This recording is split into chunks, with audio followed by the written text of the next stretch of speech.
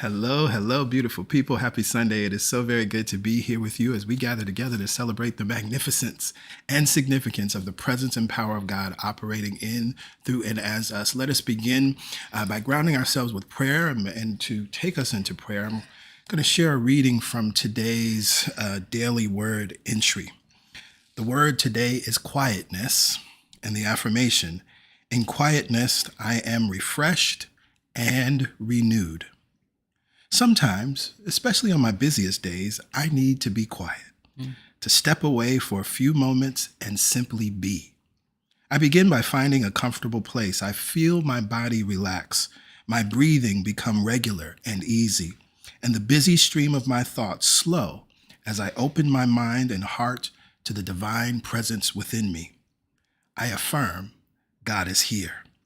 Relaxation deepens as I focus on the simple thought: peace, love, wisdom, and understanding fill my awareness.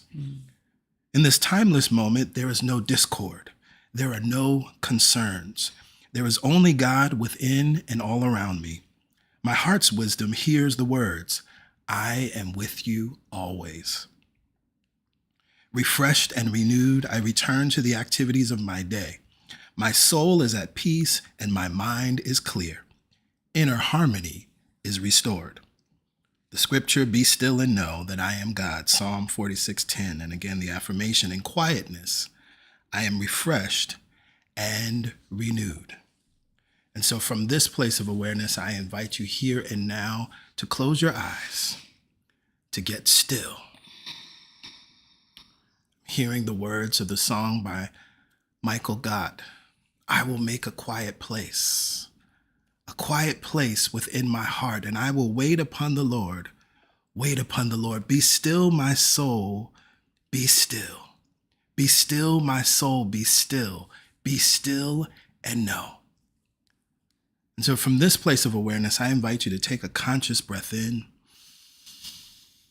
and a conscious breath out. Bringing the focus of our attention here and now, we breathe in and we breathe out. Sinking deeper in mind, sinking deeper in love, sinking deeper in consciousness, we breathe in and we breathe out. God is here. God is here. God is here. For what I know to be true is that there is only one mind, only one power, only one presence that is working in all, through all, and as all, that is working in you now, through you now, and as you now, that is working in me now, through me now, and as me now. There is one life. That life is Mother, Father, God. That life is perfect, whole, and complete. And it is right here and right now. For what I know to be true is that God neither comes nor goes, but is always here and always now. God neither comes nor goes. That means that God is right where you sit. God neither comes nor goes. That means God is right where I sit. God neither comes nor goes. That means that God is in the connection that is connecting us now. All the technology that is involved, God is involved. It is the technology, and the technology is God. There is no spot where God is not. And as we sit in this reality that God is here, God is here now, God is here now, God is here now, and realize that all is required is to close our eyes, take a breath, and we experience, see, and know the divine. We remember and know that we are one with God and one of God. We remember and know that the divine presence is closer than our hand and closer than our breath, for we are individualized, particularized, undivided expressions of this great source, this great love, this great good, of abundance itself, of the prospering power, the healing power that God is. And we can never, ever be separate from this source. We are rooted and grounded in it. We live, move, and have our being in it. And it lives, moves, and has its expression, its activity in, through, and as us. So it is from this place of awareness that I now speak words of faith, words of expectancy, words of truth. I speak these words on my behalf and on behalf of each and every soul that is listening right here and right now. For we know that we are worthy. We know that we are powerful beyond measure. We know that we are loved beyond compare. And so we endeavor to deepen our awareness of this reality. We endeavor to deepen our awareness of this truth. So as we are grateful and thankful for Celebration Spiritual Center, as we are grateful and thankful for the weekend service, as we are grateful and thankful for this time of gathering, as we are grateful and thankful for this community, we are grateful and thankful for the outcome. We are grateful and thankful for the expanded awareness that comes from joining together, prospering together in this way. We are grateful and thankful for the enlightenment and enlivenment that comes as a result of being willing to be a part of this community, to be willing to be a part of this service, to be willing to be part of this gathering. We are so grateful and thankful and know that we will prosper and prosper and prosper and prosper some more. So it is with joy and thanksgiving that I release this prayer. I release it back into the law, which is always in operation, always responding and becoming according to the pattern of thought that we provide. This pattern of thought that we have provided, it is loving, it is constructive, it is beneficial, it is inspiring, it is healing, it is life-supporting. Therefore, we shall experience all of these things and so much more. So it is with confidence, it is with joy, and it is with great expectation that we release this prayer and say with confidence, amen. Amen. Ashe. Ashe. And so it is. And so it is. And so it is, and so it must be. Well, hello again. Happy Sunday. It is so very good to be here with each and every one of you on this Sunday. I'm Pastor Greg. I'm Pastor Yolanda. And welcome to Celebration Spiritual Center, where we celebrate the magnificence and significance of the presence and power of God operating in, through, and as you. We celebrate this truth as one family. We embody unconditional love. We equip ourselves to live our greatest lives and serve all creation. Now, if you are a first-time guest, hello and welcome to you. We're so happy that someone or something brought you to Celebration Spiritual Center, brought you to this live stream, brought you to this service, and we're confident that something will be done or said that will support you in thriving in your life and living an empowered life. Now, the first time you come to CSC, you're a guest, but when you come back, you're family. So we're excited to invite you and welcome you into the CSC community and into the CSC family. We encourage you to let us know where you're connecting in from. You see folks are already shouting out their cities and states.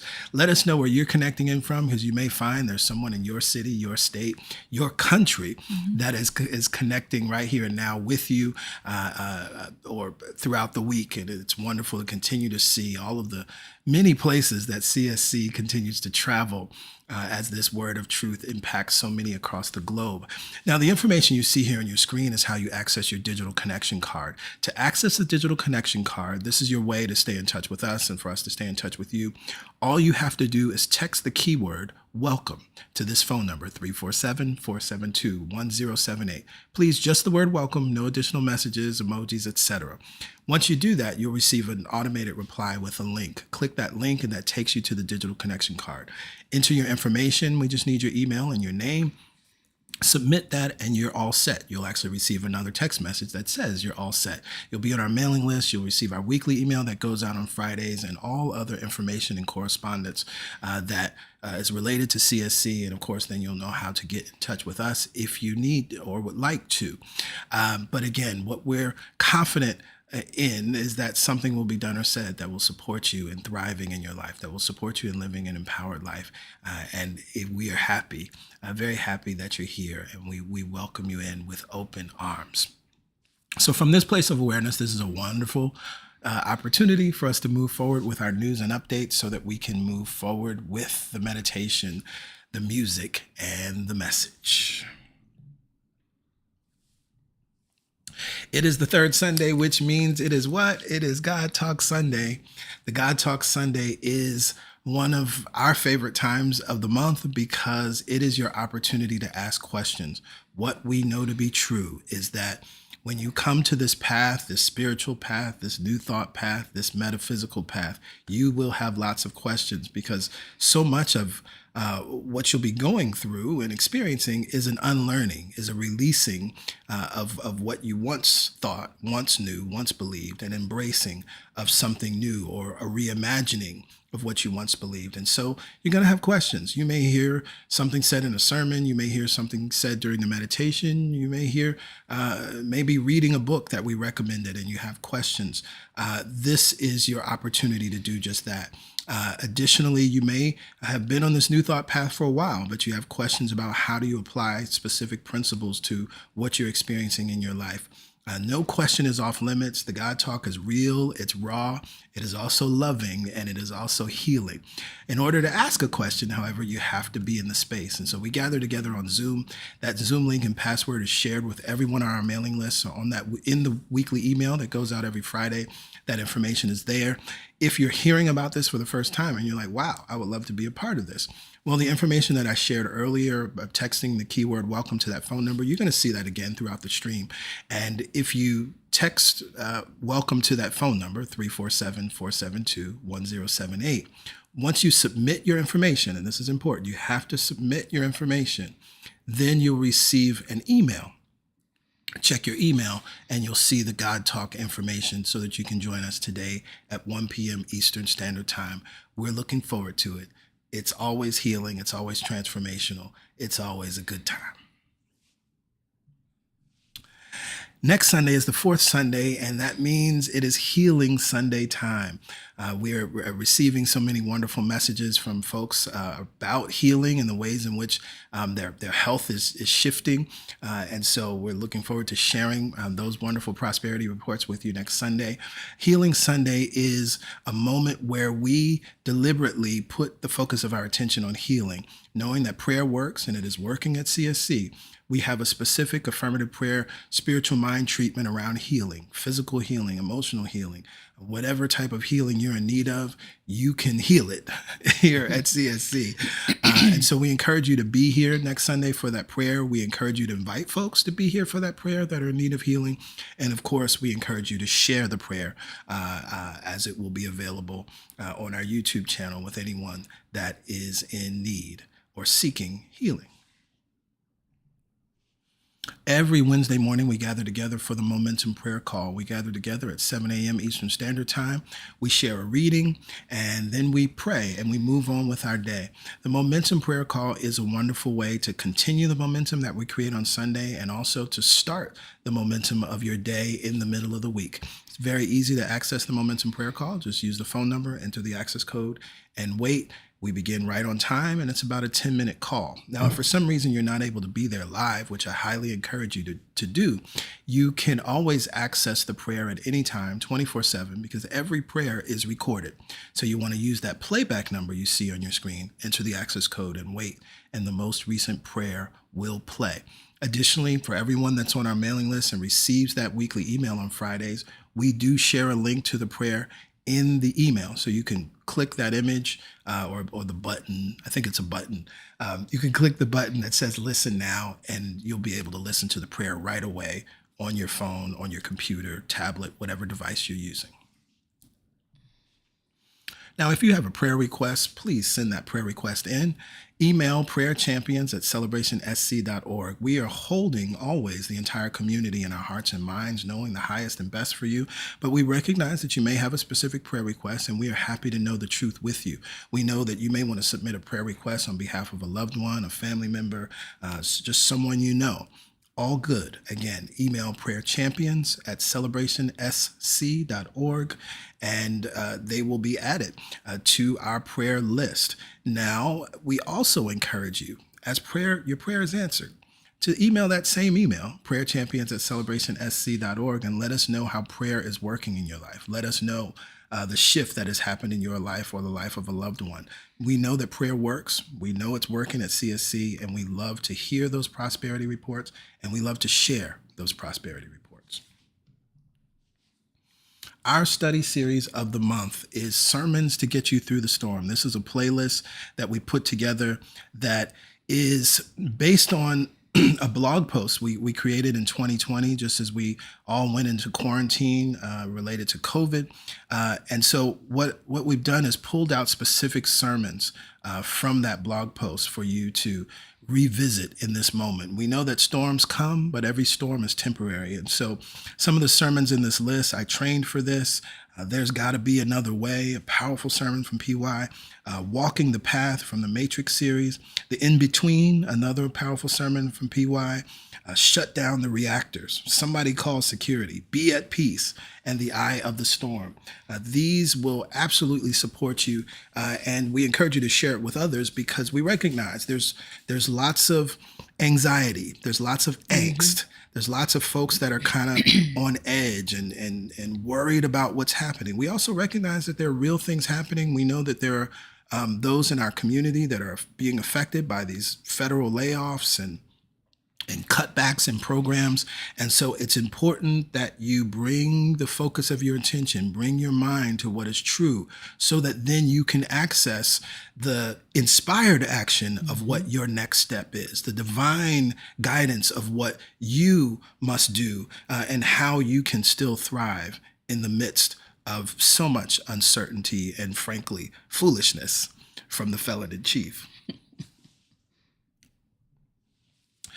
I'm excited to let you know about this. The David Lynch Foundation, the Meditate LA arm, we've been a part of and support Meditate NY.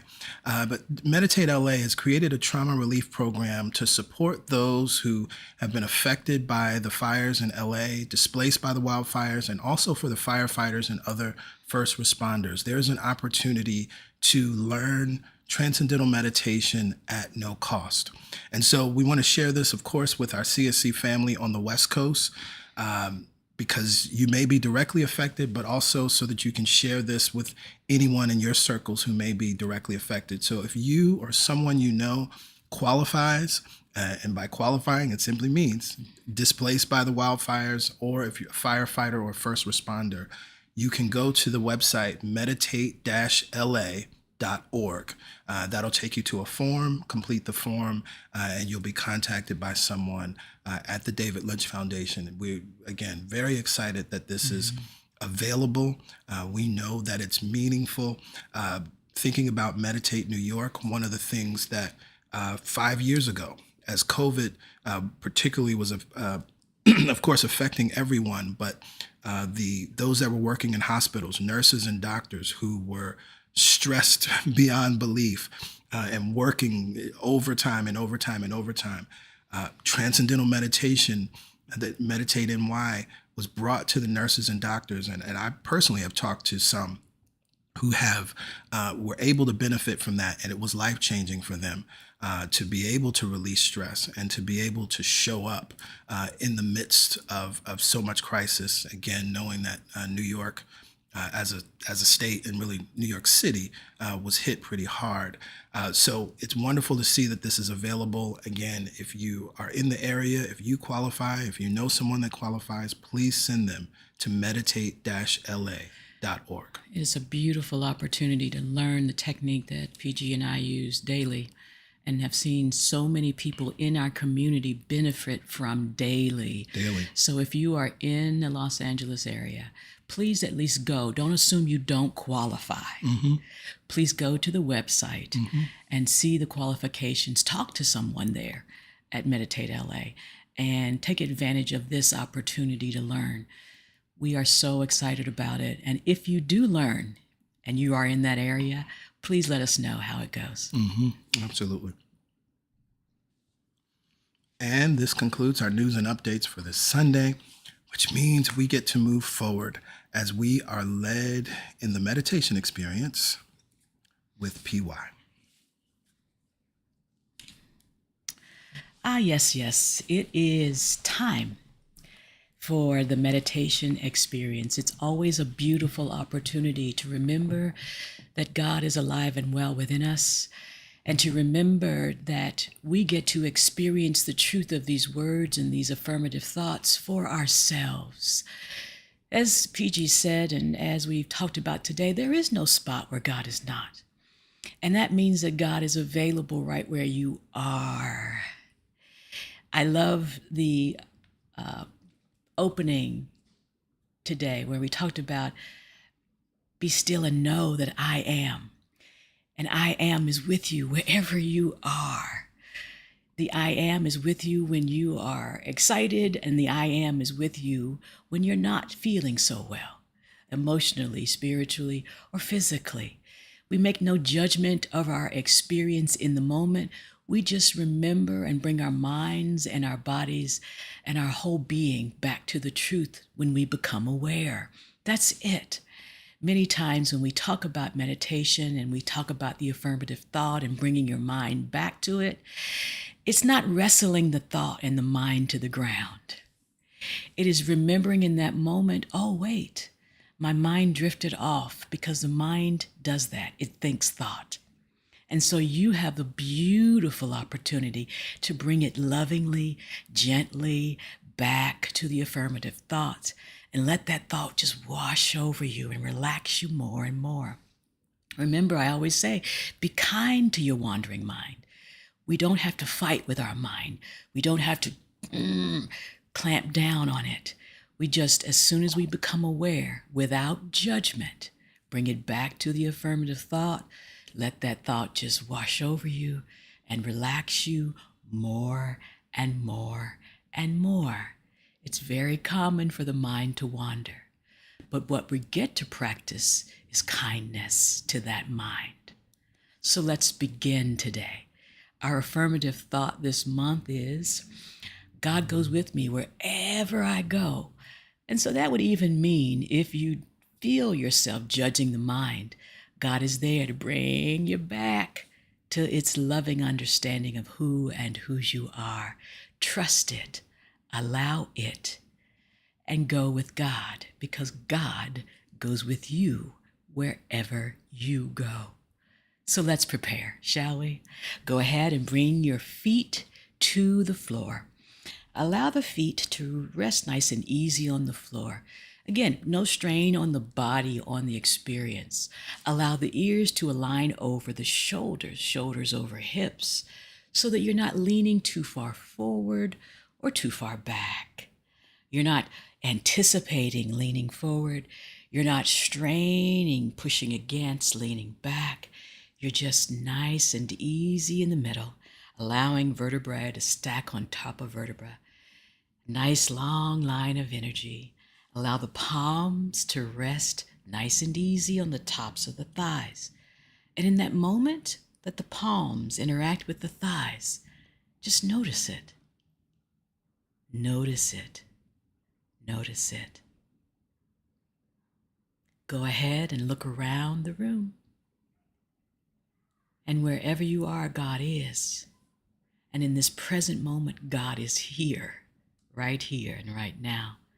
So no need to worry or be in fear or doubt. Let go of the external world and take this experience inward.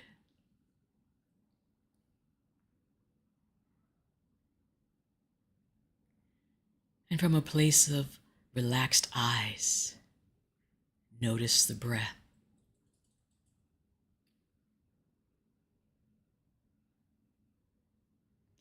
Notice the breath right where it is.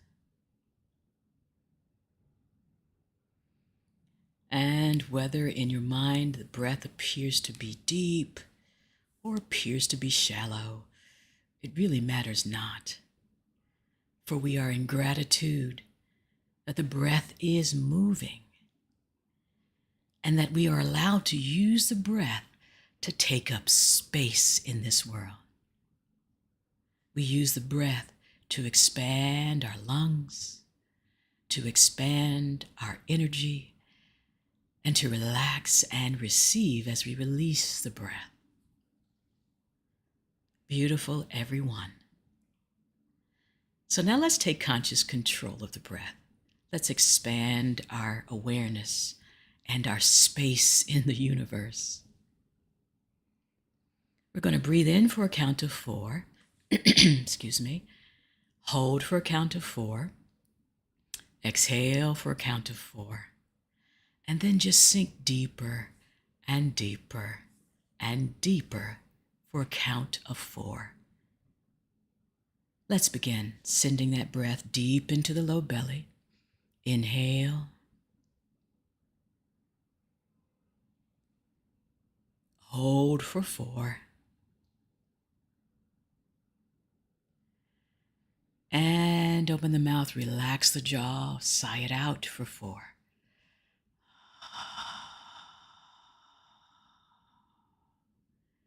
Releasing beyond where you think there's air. Let it all go. And then sink deeper and deeper and deeper. Inhale again into the low belly, dropping the breath nice and deep. Maybe realizing there's more room for you to expand the breath. Hold it there.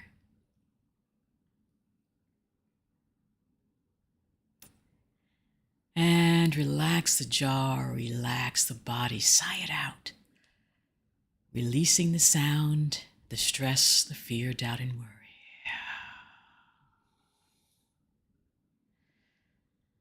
And settle in, sinking deeper, relaxing more and more. In through the low belly, up through the rib cage, expanding the sides. Again, taking up more space in the body and the universe. Hold it there.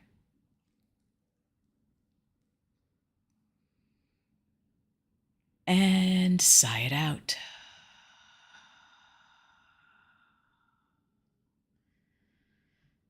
And take the path to relaxation, sinking deeper and deeper and deeper.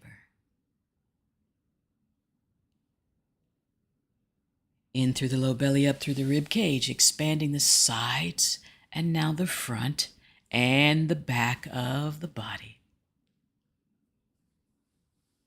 Hold it there. And without collapsing, sigh it out, release it.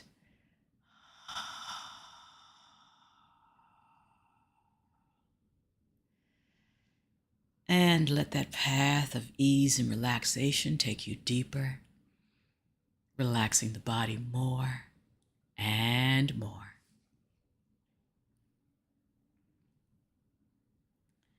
In through the low belly, up through the rib cage, now allowing the breath to connect each part, low to mid to high breath, and finding its place of rest at the heart. Hold it there.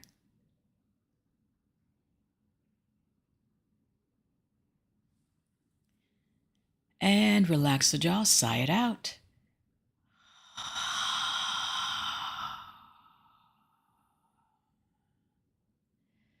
Let the quiet take you deeper and deeper and deeper into relaxation. One more time, in through the low belly, up through the rib cage, up through into the heart. Hold it at the top. No anxiety, no worry, no fear. Just a beating, healing, loving heart. And sigh it out.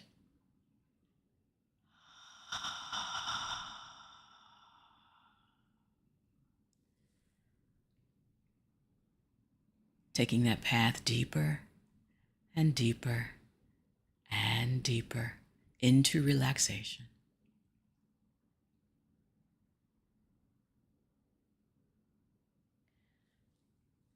Beautiful, everyone. Now let's connect that breath, breathing in through the nostrils, and this time holding and exhaling through the nostrils for a count of 6.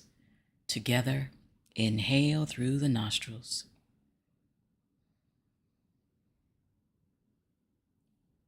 Close the lips, hold, and exhale when you're ready, nice and easy, count of 6, slowing it down. No rush, no strain, no worry, no doubt. That God goes with you wherever you go. Let's take a few rounds on your own, in and out through the nostrils, for this is our form of breath work for the remainder of our meditative time. Nice and easy. Allowing God to be riding on the breath, allowing the body to respond with relaxation. For a few rounds on your own.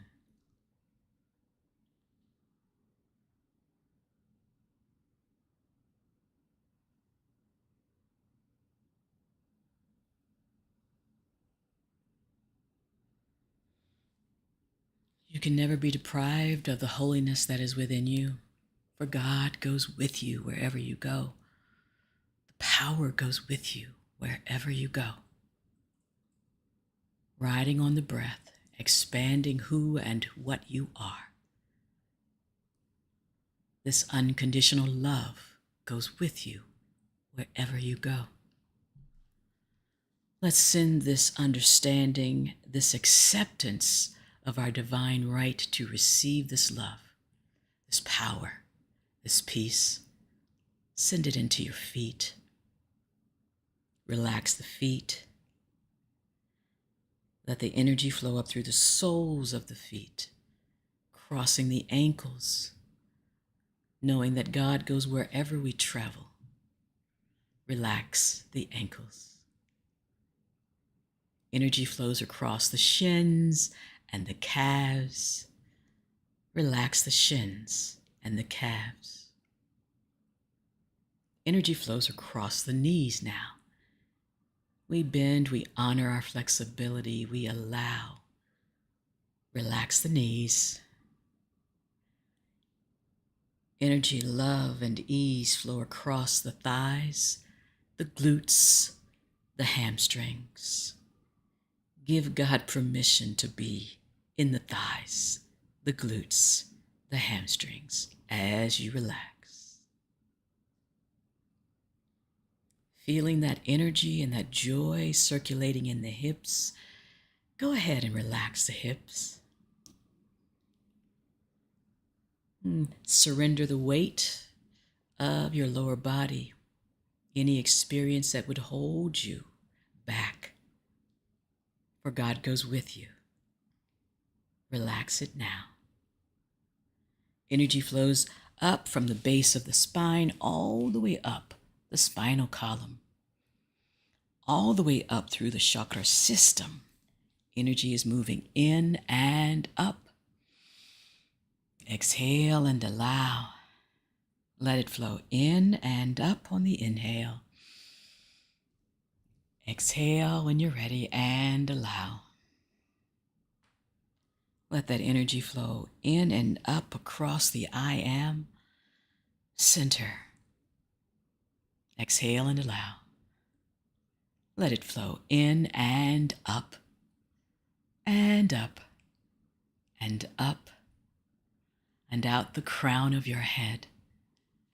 There is relaxation, no anxiety, just a feeling of ease and peace flowing out the crown of your head and making its loving return back down through the crown. Cross the third eye, pausing gently to relax the eye sockets. The cheeks relax. The throat relaxes. The shoulders relax as the energy flows down the arms and out the fingertips. From this place of openness and ease, scan your body one last time, noticing if there's any tension remaining. We send love there, we send God there, we send the breath there. Relax it now. Turn the palms up if you'd like to receive more. Leave the palms turned down. It's completely up to you. I will monitor the time. You take the inward journey. And again, be kind to your wandering mind. Bring it back to our affirmative thought. God goes with me wherever I go. God goes with you wherever you go. God goes with us wherever we go. now.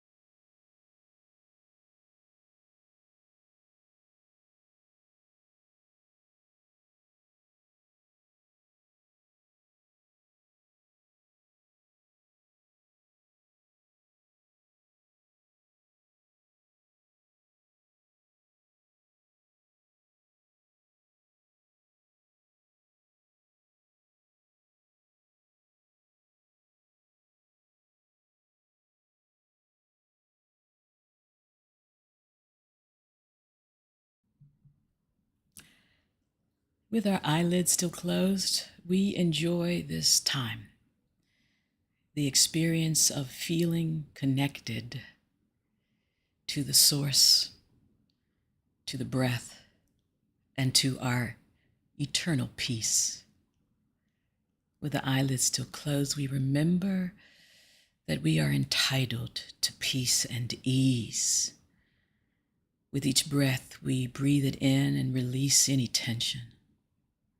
And with our eyelids still closed, we lovingly begin our return, supported, encouraged, provided for God goes with us wherever we go. If the palms are turned up, go ahead and turn them down. Either way, making contact with the tops of the thighs. Inhale and draw the shoulders up by the ears, creating more space for breath. Exhale, releasing the shoulder blades back and gently down.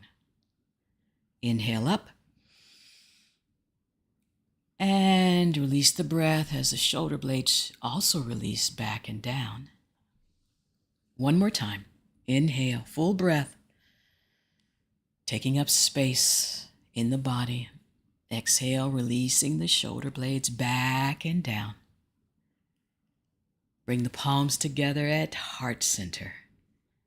Lightly touch the thumbs into the sternum, that little bony ridge at the center of the chest.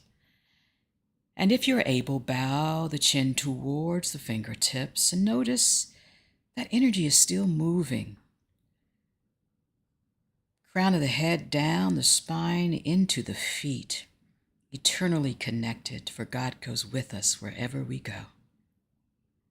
Inhale, raise the chin, raise the gaze, release the breath, maintain the peace. Namaste.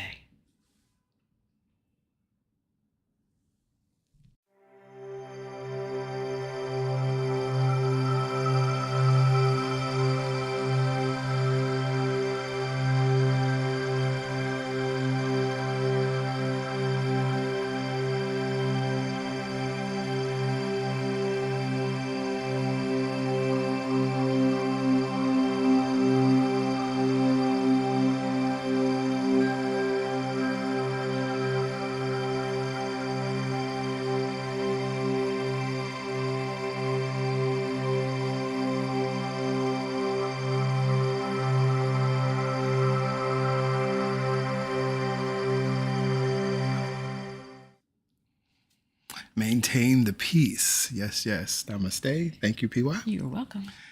Oh, well, we are in week 3 of our series for this month, Crisis Proof Faith, building spiritual strength before you need it most. And I'm excited about where we're going with this week's sermon. But before we get into the message, we're going to get into the music. So we're going to hear from Soul 21, and I'll meet you on the other side with today's sermon, Do You Want to Be Well? See you on the other side.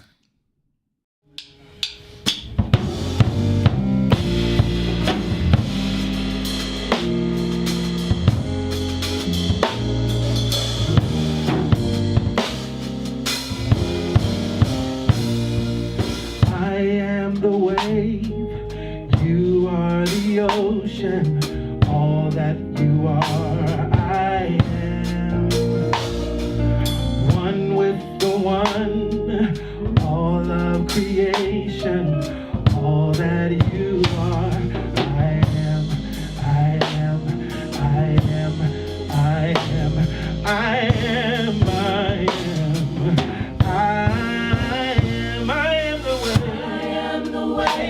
You are the ocean. You are the ocean. All that you are, I am. What God is in the large, we are in the small. All of creation. All that you are. I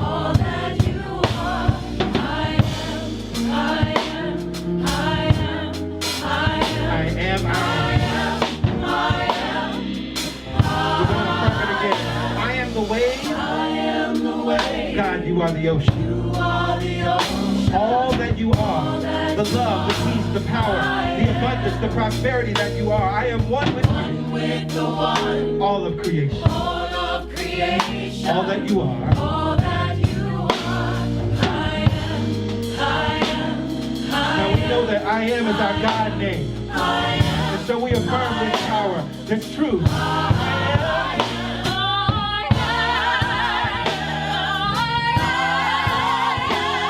You are. All that you are, I am. Anything you can name God to me, it's the truth of who you are. All that you are, I am. All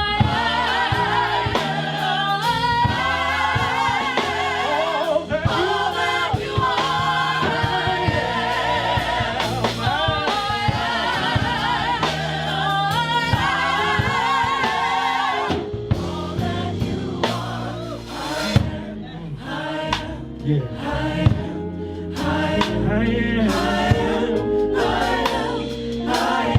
I am is your God name.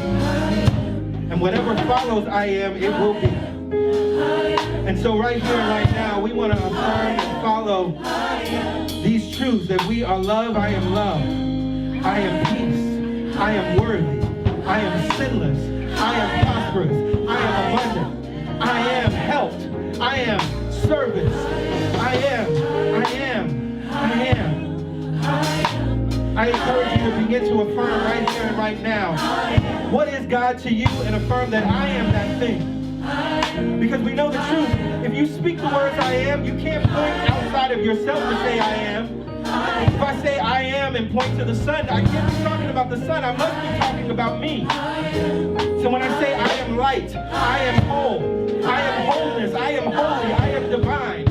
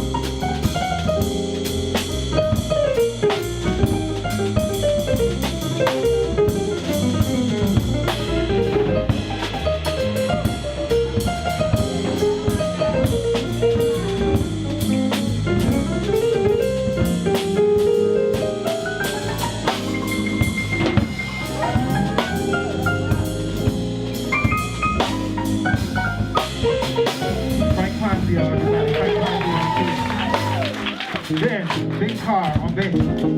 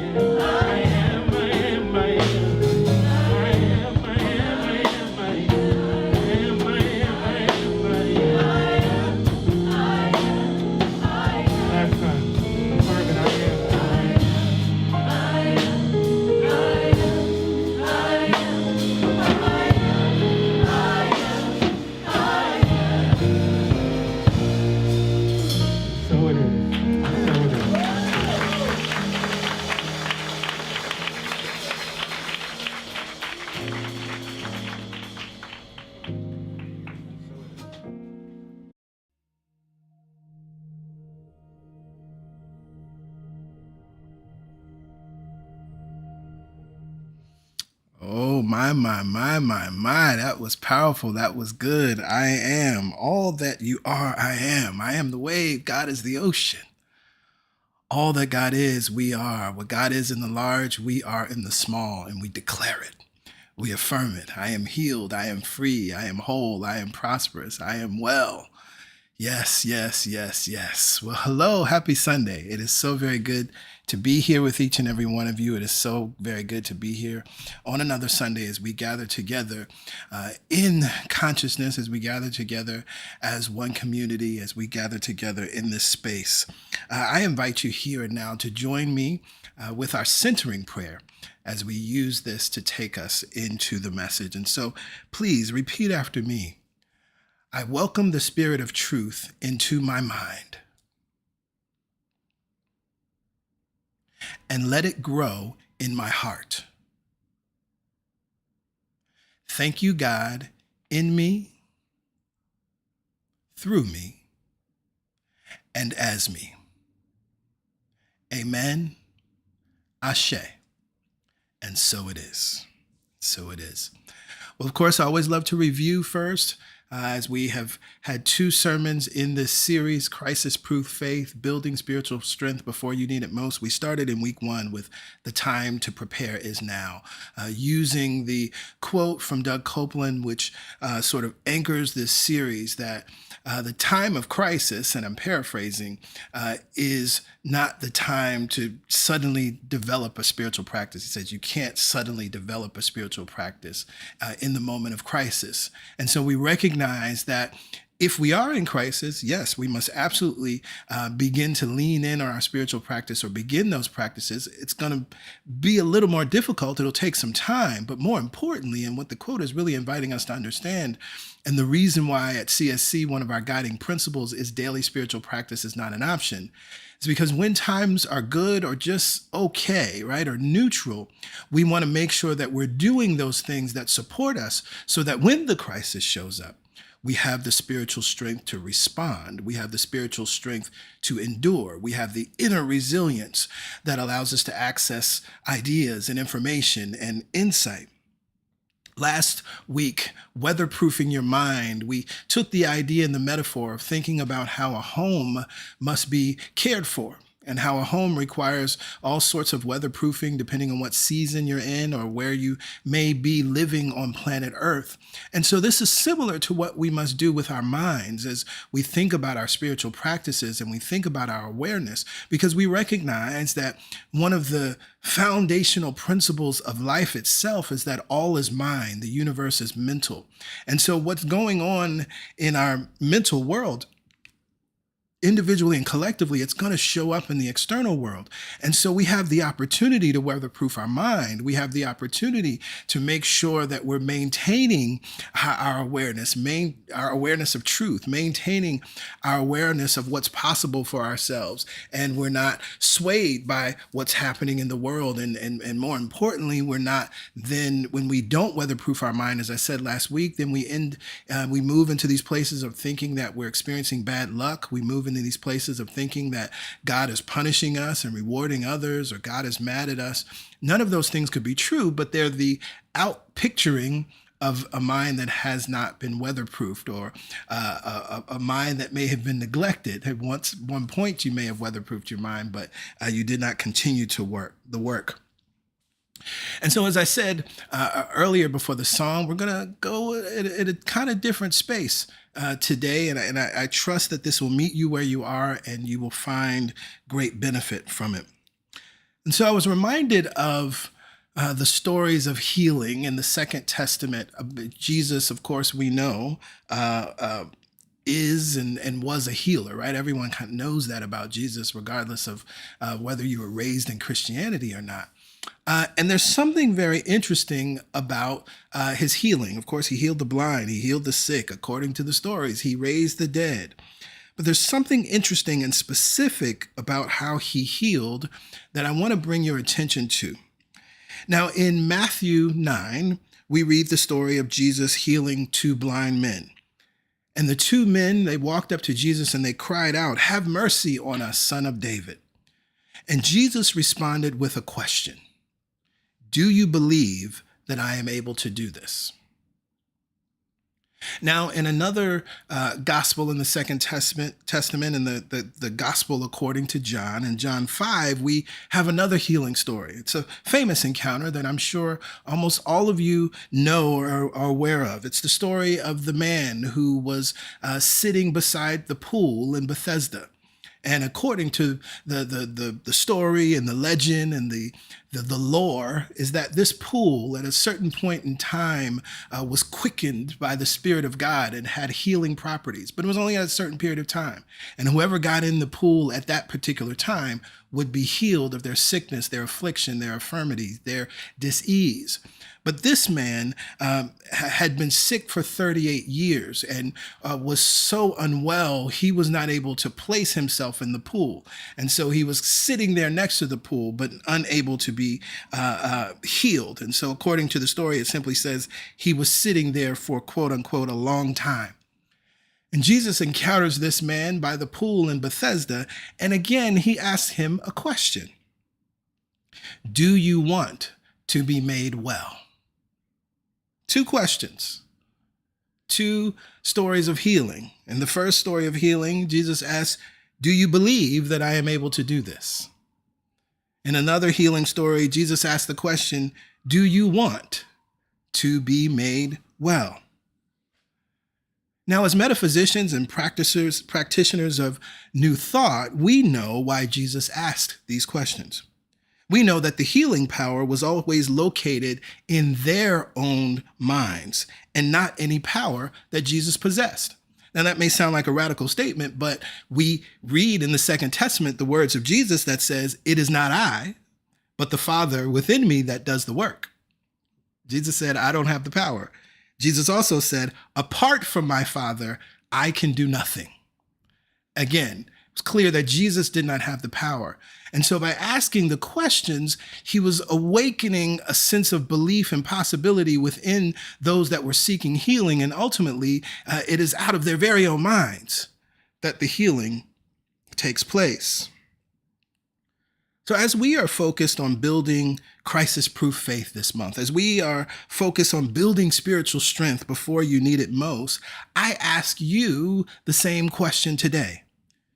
Do you want to be well?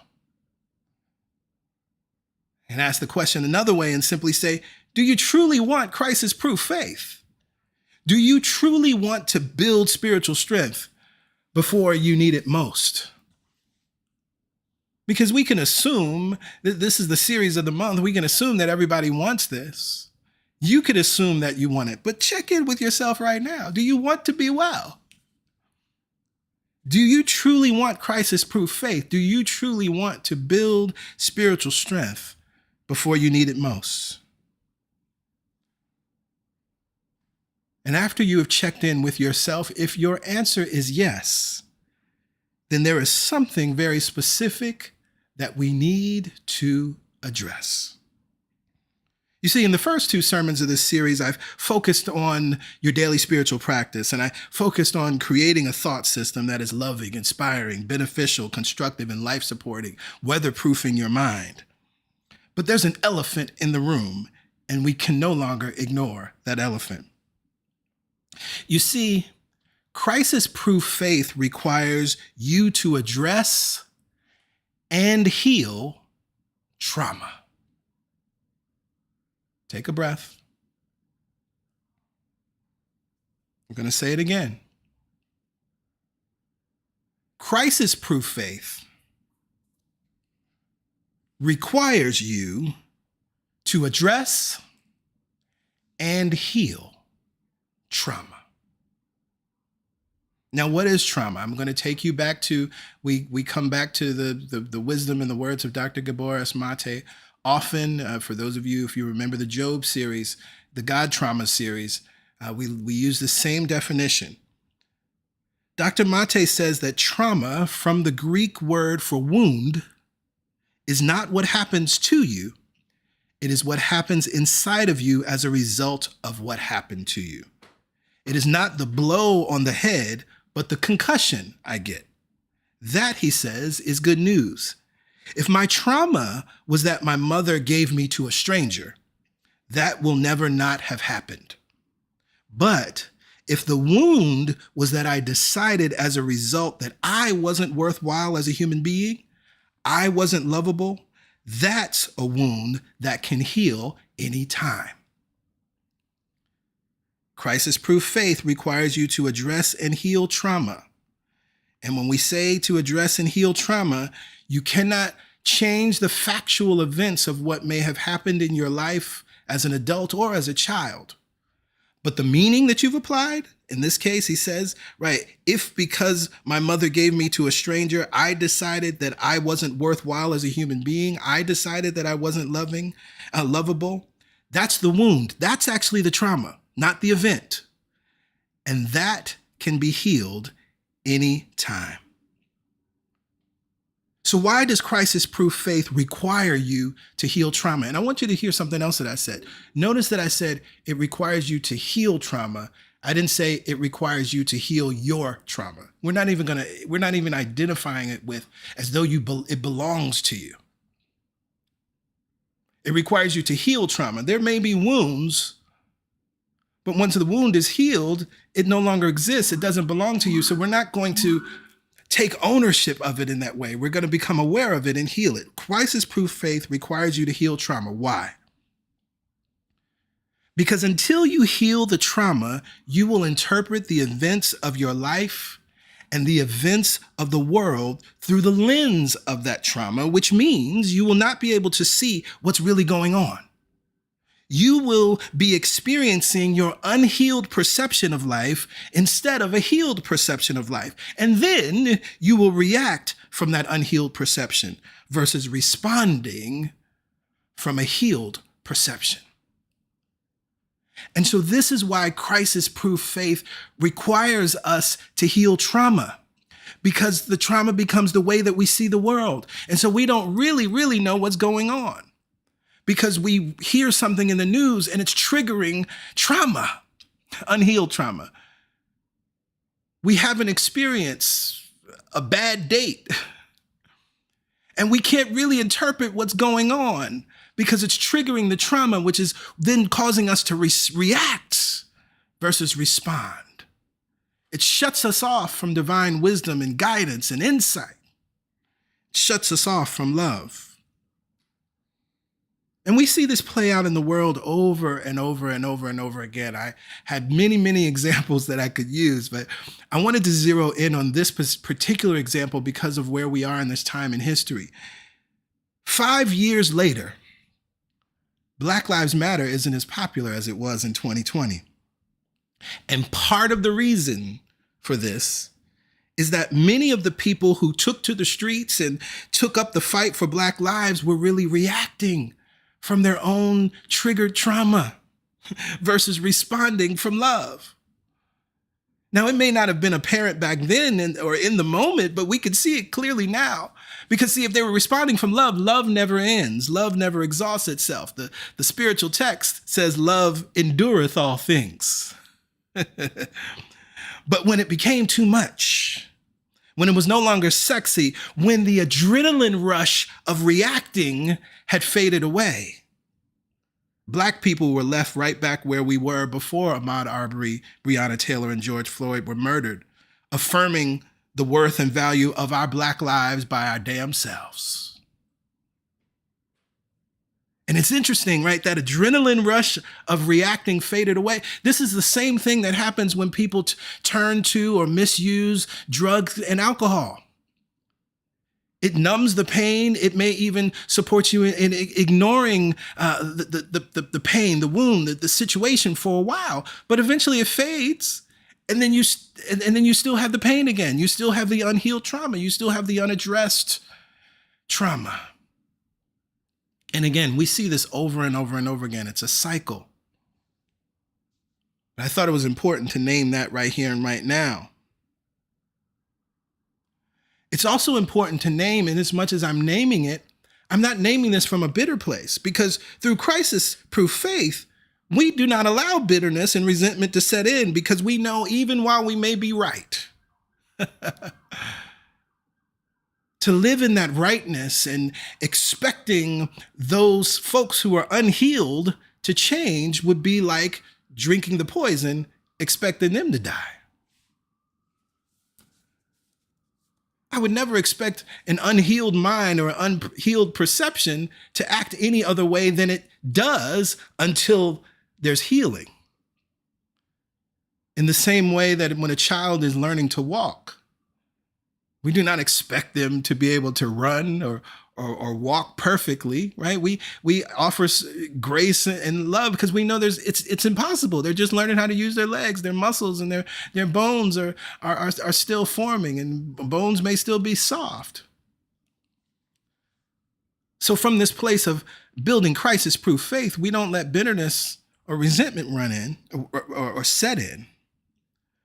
We still continue to affirm our worth and our value, because me knowing my worth and value was never required so-called allies. Hello, somebody.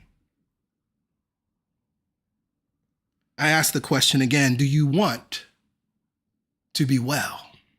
Do you want a healed mind? Do you want to heal the trauma? Do you want to heal your perception of the world? Now, last week I mentioned A Course in Miracles and spoke about how the work of Byron Katie, the work of A Course in Miracles and Eckhart Tolle serve us so well. And I want to zero in on A Course in Miracles specifically because there are two lessons that come to mind for me. One is lesson 27, above all else, I want to see. And that lesson is like an answer to the question, right? If you're saying, I want to be healed, if you're saying, yes, I want to develop crisis-proof faith, and I recognize that the time to prepare is now, I'm ready to weatherproof my mind, I'm weatherproofing my mind. I want to be well because I recognize that operating from an unhealed, unwell place has me jumping to conclusions. Operating from an unhealed, unwell place blocks me off from insight and guidance and inspired action. Operating from an unwell place cuts me off from my good, cuts me off from prosperity. Above all else, I want to see. And one of the things that's powerful in that lesson we read, vision has no cost to anyone. It can only bless. And this is important. Why? Because sometimes one of the things that begins to happen as we're talking about this idea of developing crisis-proof faith, you recognize that you may have to step away from people and things for a time. And that may seem like you're not being a beneficial presence on the earth. With all that's happening in the world, with all that's happening on the planet, it's like I need to be actively involved. But if you're actively unhealed, being actively involved is going to end up with scenarios and situations and outcomes that are not beneficial to you nor to those that you are trying to serve, center, or support. And so it's important to recognize that as you say, above all else, I want to see, as you're saying, yes, I want to be healed. It's important for you to know that it has no cost to anyone. You're not taking away from anyone as you put the focus of your attention on healing the trauma, as you put the focus of your attention on releasing the stress, as you put your focus of attention on releasing the wound, healing the wound, tending to your wound. I mean, we know this in the physical. If you broke your arm or if you broke your leg, you wouldn't be able to go out as much. You might have to step back for a while. You might have to hold your arm up in the air for a while, or your leg might have to sit up for a while. And we all understand that. That's okay, because that's part of healing. So it is the same with the non-physical wounds that are trauma. This is the goal. Not to fix the world or change the world, because when you change your mind, the world changes. When you change your mind, the world is blessed. Healing trauma has no cost to anyone, but it benefits everyone. Now, there's a related lesson, and it's actually an earlier lesson, lesson 20. So lesson 27 is above all else I want to see. Lesson 20 is I am determined to see. It's another way of saying yes to this question. Do you want to be well? Yes, I want to be well. I am determined. I am determined to see clearly. Above all else, I want to see. And in the text of I am determined to see, we read these words. We have not lost sight of the crucial importance of the reversal of your thinking. Again, unhealed perception. We need to reverse that thinking. We need to reverse that perception. the salvation of the world depends on it. You want salvation. You want happiness. You want peace. You do not have them now because your mind is totally undisciplined. And you cannot distinguish between joy and sorrow, pleasure and pain, love and fear. You are now learning how to tell them apart, and great indeed will be your reward. So we recognize that, and this is why it's important to understand and know this idea that vision has no cost to anyone, and you're not taking away from someone, but actually as you move into this process of learning and you're moving into the process of disciplining your mind, weatherproofing your mind, you will be able to really see what's going on, to distinguish what's really happening. To not immediately be pulled into anger by the latest news report, to not immediately be pulled into resentment or hatred at the latest bit of information, whatever something your partner says or does, right? All of these types of things, you will be able to take a breath and see it clearly. And indeed, great will be your reward. Now, there's a sentence I read there that I think is very important. You are now learning how to tell them apart. You are now learning. And this is a beautiful reminder. Why? Because if you are learning, you will make mistakes. If you are learning, there is grace to allow you to make mistakes. If you are learning, you will also give yourself grace because you're learning. If you are learning, that also means there will be ample time to practice. One of the images I love to conjure in this way when we think about we're learning. Life is written in pencil. And I say that from this vantage point, that when we're writing in pencil, we're never worried if we make a mistake. Why? Because at the end of every pencil is an eraser. And so you turn it over, you erase whatever mistake, and you keep going. And this is really how loving and graceful and compassionate life is. You are learning. You may not know it now. Your mind may not be weatherproof. You may be operating from an unhealed perception. You may be operating from unhealed trauma. All good. You're learning now how to reverse your thinking because it is of crucial importance. The salvation of the world depends on it. But again, not in the sense of you have to be the superhero. Just when you change your mind, the world changes. When you change your mind, the world is blessed. Healing trauma has no cost to anyone, but it benefits everyone.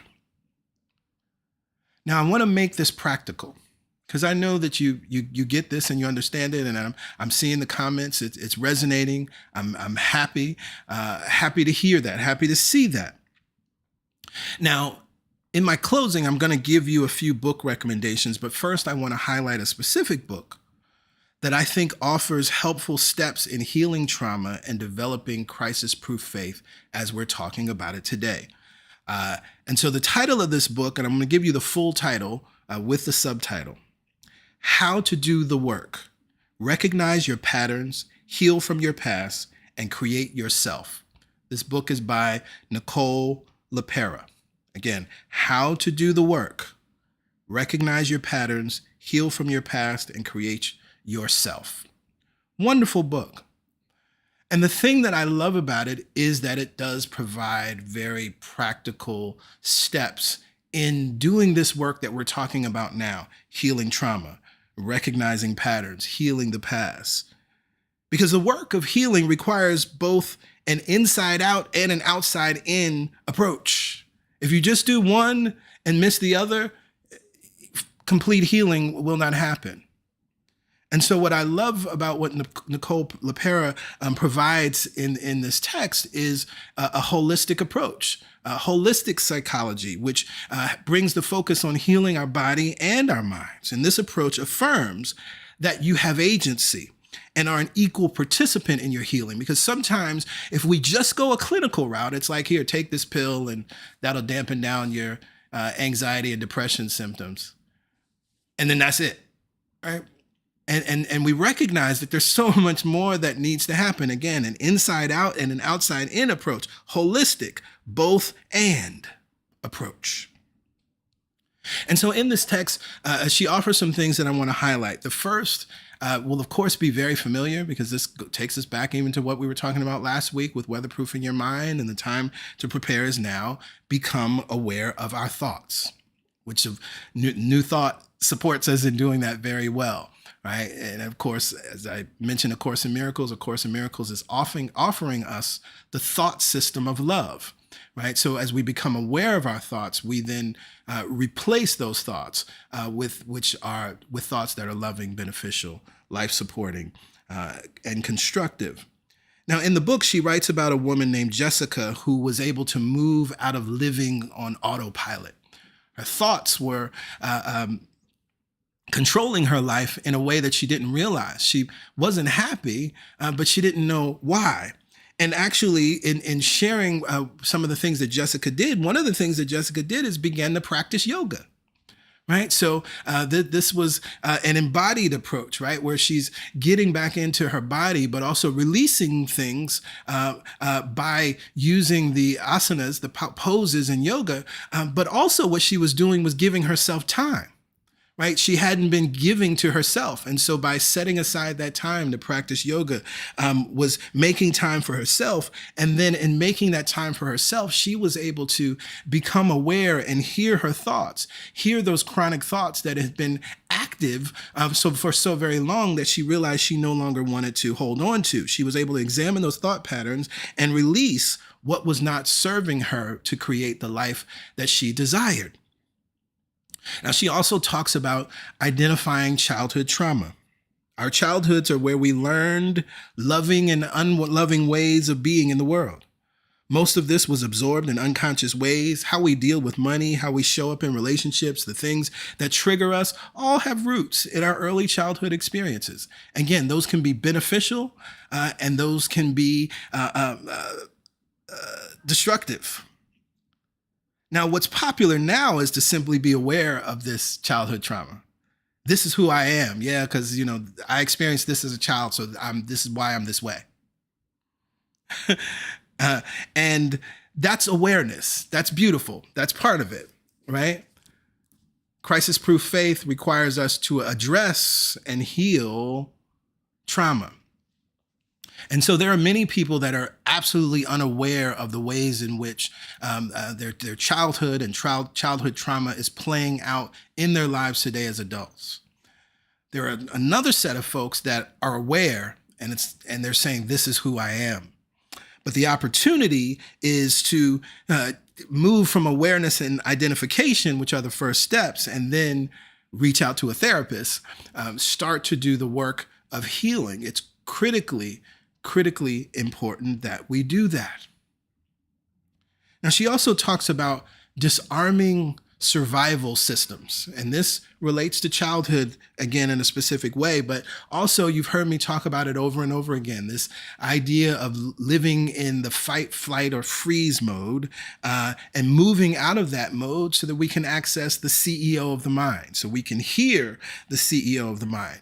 And so, of course, practices like learning the transcendental meditation technique, of course, as we just mentioned, practicing yoga have beneficial stress-releasing effects that support you in moving out of the fight, flight, or freeze mode. Because, see, these survival systems that we've cultivated, what's happening is our bodies and our bloodstream is filled with cortisol, which stresses us out.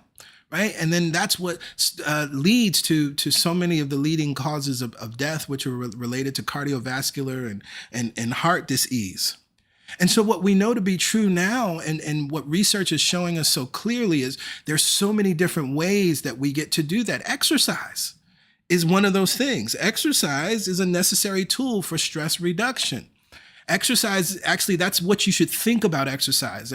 PY and I keep talking about this a lot as we are always focused on our health and fitness journeys.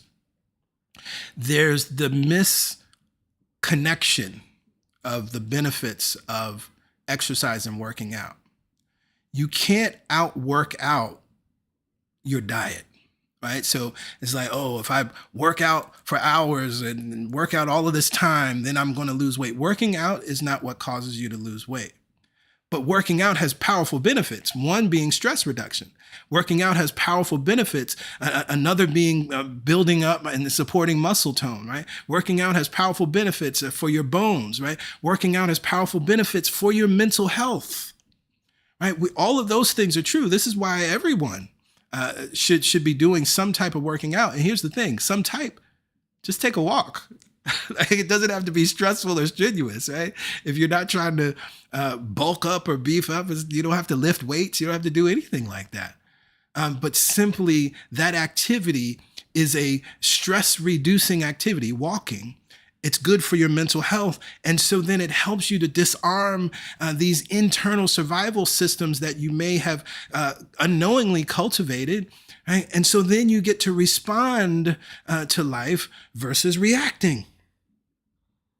Another thing, and the other thing as it relates to diet and mental health, I was just reading a wonderful article in the National Geographic that was sharing some of the latest findings in terms of research. But we create more stress by eating certain foods, and we can increase our inner resilience by eating other foods.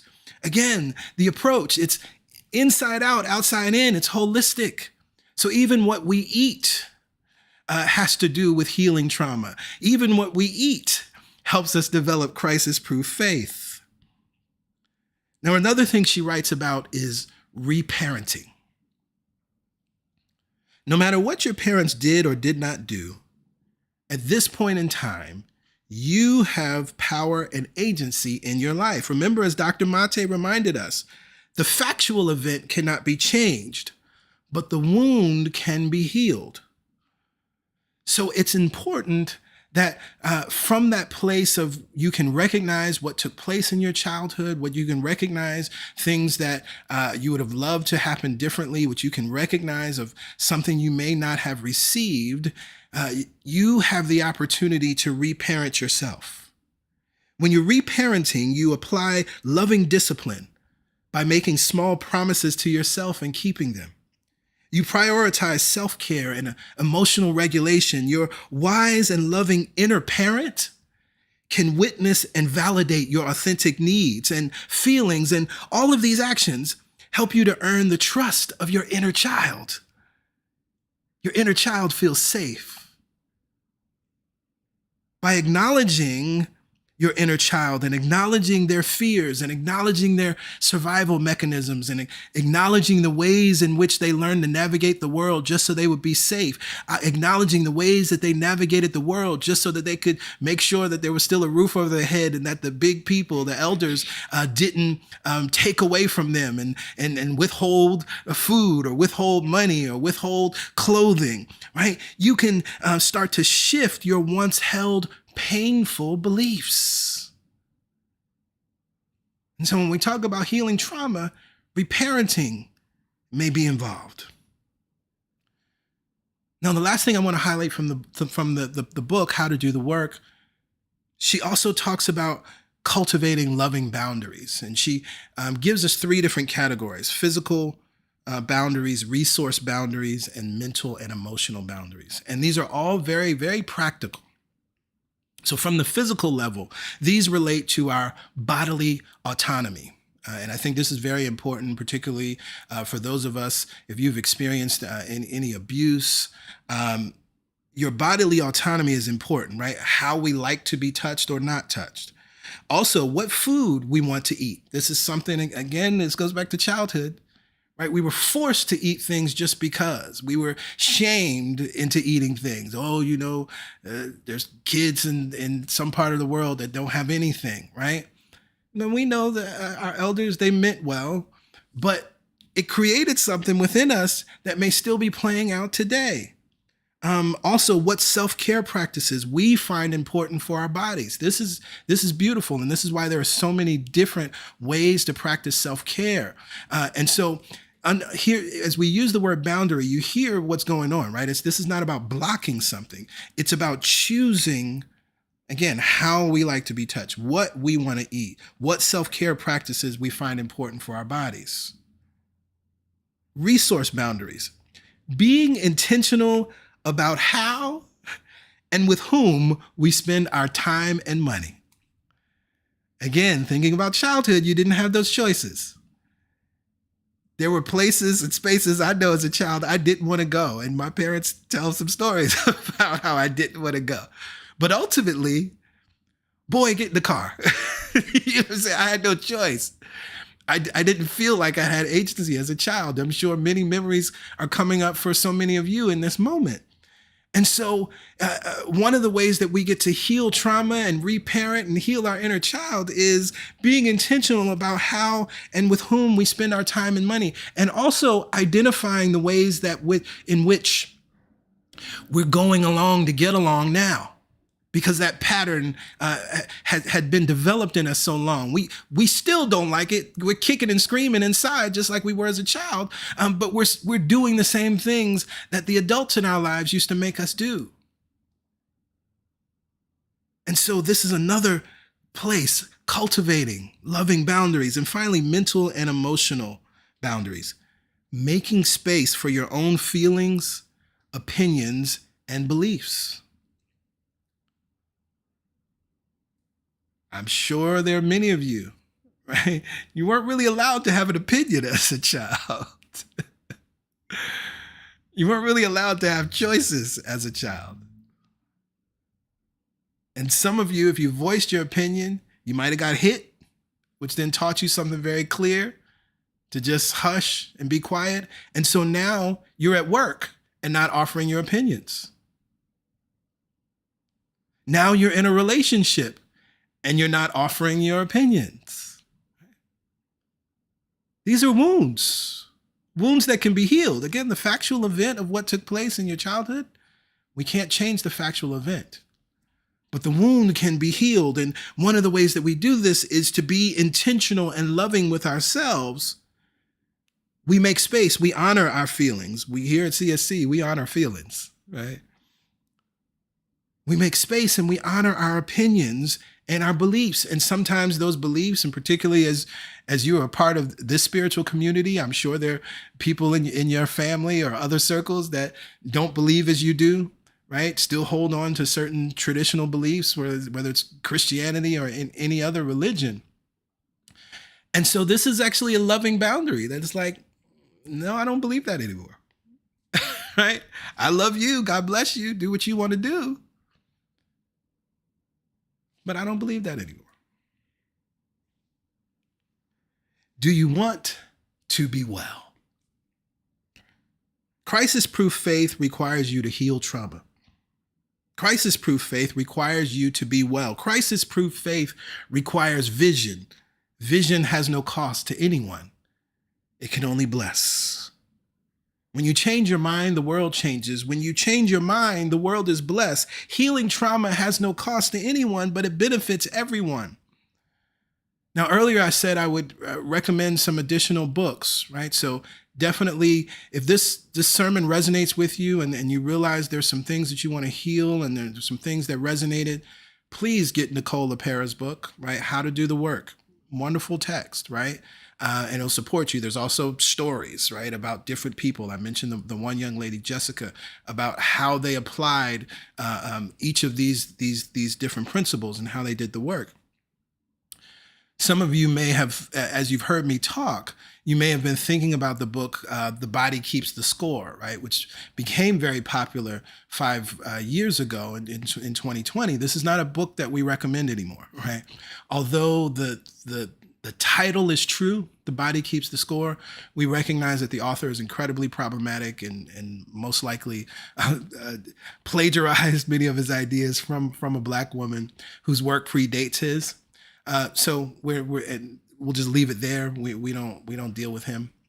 But there are so many other texts that are in alignment that you can read and that will support you in your process of healing trauma. So the Black woman that I just mentioned, the book is The Deepest Well by Dr. Nadine Burke, again, whose work predates Body Keeps the Score. And many believe that parts of The Body Keeps the Score is plagiarized. The ideas are very, very close to the work of this Black woman. We also have another powerful book, My Grandmother's Hands by Resmaa Menakem. I'm sure many of you are familiar with his work. A wonderful book And of course, I think this is also important that we're highlighting Black and brown folks, people of color. The final book I want to recommend is What My Bones Know by Stephanie Fu. These, again, will support you in understanding how trauma shows up in our lives, but more importantly, how we get to heal it, how we get to heal these wounds. Your healed mind will heal the world. Your healed mind will change the world. Your healed mind will save the world. But my question to you today is, do you want to be well? Do you want to be well? Do you want to be well? For this truth, I am so very grateful. And to this truth, I say amen, ashe, and so it is.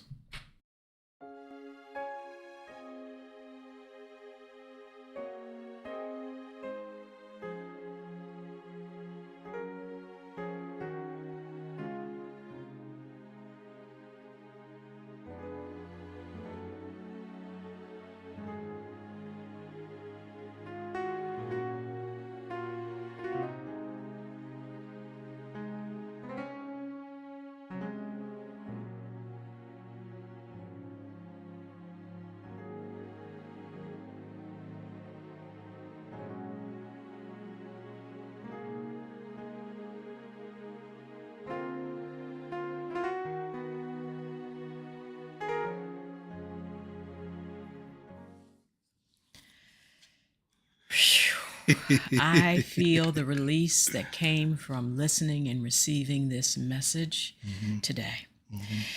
Do you want to be well? You could take that as some kind of criticism if you realize you haven't been acting accordingly. You haven't been wanting to be well. Or you could use it as a turning point, a new decision point. Do you want to be well? The answer is yes. And when you say yes to that question, the universe conspires to support you in being well. Absolutely. The universe conspires to support you in having agency over your life. That might look like you're seeing things that you don't want to see, but not to punish you. Not to make you feel like you're not learning, as PG said, but to support your growth and unfoldment, to support you in having agency or control over your thoughts, your actions, your words, your world. Do you want to be well? The moment you say yes, the universe conspires to support your yes and your life and your healing. Yes, yes. Remember that. Yes, yes. Thank you, PG. Ooh, thank you. Thank you. I'm excited. We're going to continue this momentum as we move into next week. I have more practical things to share with you as it relates to nervous system regulation, and particularly things that you can use in the moment that don't require you to read a book. So I look forward to you joining us next week. In this moment, it is time for giving. And we affirm the spiritual truth each and every week. As you give, you receive. It's very easy to give to CSC. You can go to our website, celebrationsc.org/give, or you can text your dollar amount, the 347-744-9500. There is a $10 minimum for text to give because of the fees that are associated with that service. So we recognize this powerful truth: as you give, you receive. And one of the things that's important to remember and recognize, particularly in this moment, as there is angst and anxiety around economics, right, and around finances, the human instinct is to withhold. It's like, oh, things are shrinking, so I need to hold back. But metaphysically, we understand that if you're withholding, then life itself is withholding, right? And so withholding is like holding your breath. Like, oh, but there might be enough air for everybody, so let me hold on to this air that I got in my lungs. But we know if we did that, we wouldn't be around much longer. And so it is incredibly important, and we're going to talk about this more in the coming weeks. It's incredibly important to remember that as we use our finances, we are always circulating, and there's a return and a return and a return. So we don't live as much of the world does, right? We don't live in that worry. We don't live in that angst. Do we save? Yes, right? Do we have a plan? Do we change our budget if our monthly salary changes? Of course, right? But not from a place of withholding. And so even in times like this, you can hold on to this idea because it is absolutely true and affirm this from the rooftops. All the money that I circulate. All the money that I circulate. Returns to me multiplied. Returns to me multiplied. In a never-ending cycle. In a never-ending cycle. Of increase. Of increase. And enjoyment. And enjoyment. To that we say amen. Amen. Ashe. Ashe. And so it is. And so it is. And so it is. Yes, yes. Well, we are at the close of our service for this Sunday. And before we do, I just want to say thank you to everyone who took the time to reach out and say happy birthday and send text and all kinds of goodness.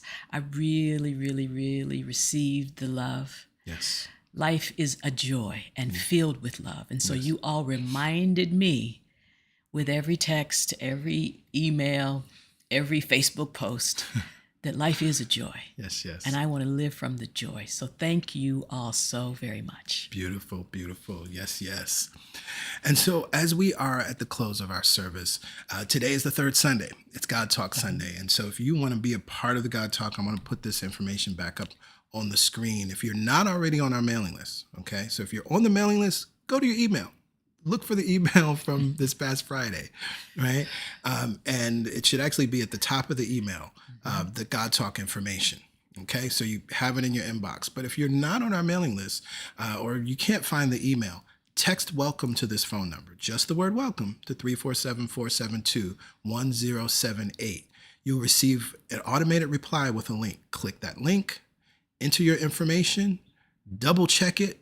We've seen this a few times where folks have mistyped their email and then they don't get the email. So before you submit it, make sure everything is spelled correctly. Submit that.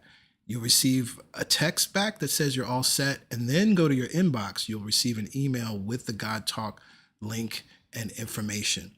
If you happen to be outside of the country and you're unable to text this number, here on YouTube and on Facebook, if you look in the description of these posts, the link is there, right? So I think it just says first-time guests. Click that link. That'll take you directly to the digital connection card. Enter the information. Make sure it's correct.